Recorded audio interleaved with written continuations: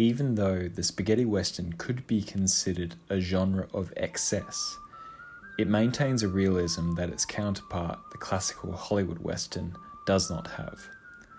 Through its depiction of violence and lawlessness, Sergio Leone's A Fistful of Dollars shows a grittier, more realistic version of a mythic genre.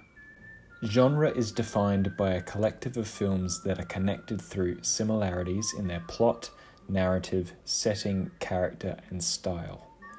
Through repetition and variation of these assets, their proliferation connects the films and develops into a genre. As Schatz writes, a genre film involves familiar, essentially one-dimensional characters acting out a predictable story pattern within a familiar setting. A key tool to deciphering a genre and its components is defining its iconography. Iconography is visual patterns and symbols within genre films that embody additional meaning. These symbols connect to something beyond their individual significance. Grant wrote, "Their symbolic meaning is not necessarily a connection established within the individual text, but it is already symbolic of their use across a number of similar previous texts." The iconography of the classical western made in Hollywood epitomized the myth of the West.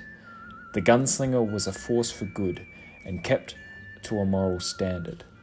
The stories were of the birth of a new nation in westward expansion as nature was being tamed by civilization.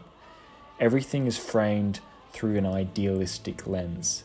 Spaghetti westerns, however, presented a different vision of the West, one that portrayed the gritty, dirty, and danger in a more realistic sense. Violence is the most striking part of spaghetti westerns. They represent a much darker and gruesome world where murder and gunfights are commonplace.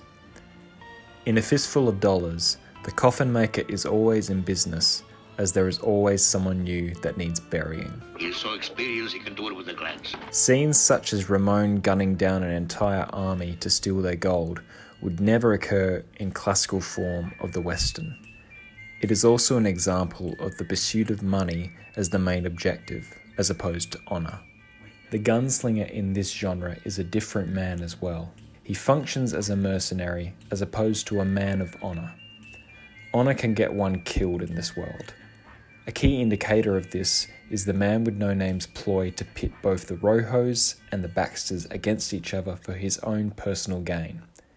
He will only do something for or against each party if it means he will be paid.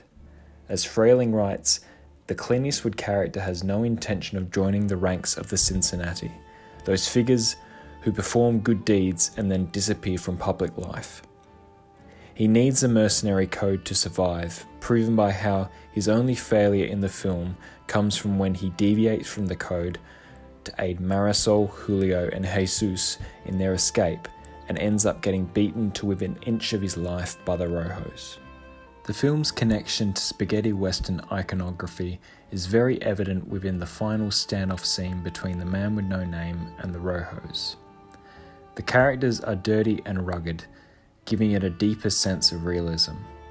Leone would purposefully dirty up his actors and soak their costumes in tea. This is in stark contrast to the classical western's crispness and cleanliness. Sound effects play a key part in the film. The gunshots in Leone's spaghetti westerns have become emblematic of the genre. Music also serves much less of a background feature, but as dialogue without the words. Although at face value, A Fistful of Dollars does not seem like a realistic film, its mythic realism reveals itself through its iconographic features.